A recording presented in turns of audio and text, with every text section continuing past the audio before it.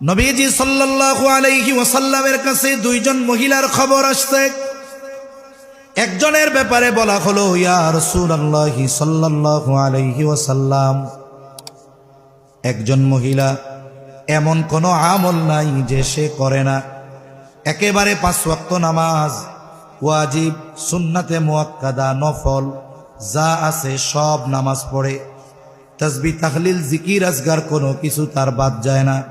সারাটা দিন জবান তার জিকির দ্বারা সিক্ত থাকে। এক কথায় যতক্ষণ সজাগ থাকে, সুযোগ থাকলেই আমলের সময়টা কাটায় দেয়। তবে আমল অনেক করে, তবে একটা সমস্যা, সে তার প্রতিবেশীর সাথে একটু খারাপ ব্যবহার করে, মানুষের সাথে একটু খারাপ আচরণ করে। আর একজন মহিলা অনেক আমল করে না, বলে যতটুকু না করলেই নয় এর বেশি করে না।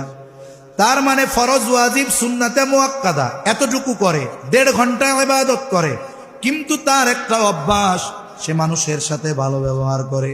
ইয়া রাসূলুল্লাহ, এই দুই মহিলার মধ্যে কোন মহিলা উত্তম? নবীজি ওই ইবাদত বেশি করনে ওয়ালির কথা বলেন নাই, বরং নবীজি বলেন ওই মহিলা উত্তম যে মানুষের সাথে ভালো ব্যবহার করে।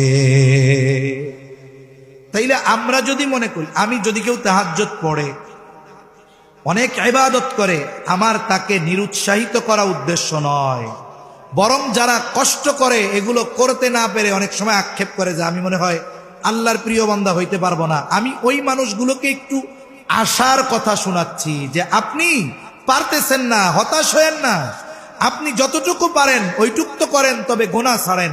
দেখুন, অনেক ইবাদত করে খারাপ আচরণের কারণে উত্তম হতে পারে নাই, অথচ ইবাদত যতটুকু দরকার ততটুকু করেছে, কিন্তু মানুষের সাথে ভালো ব্যবহারের মাধ্যমে সে আল্লাহর কাছে প্রিয় হয়ে গেছে। সুবহান।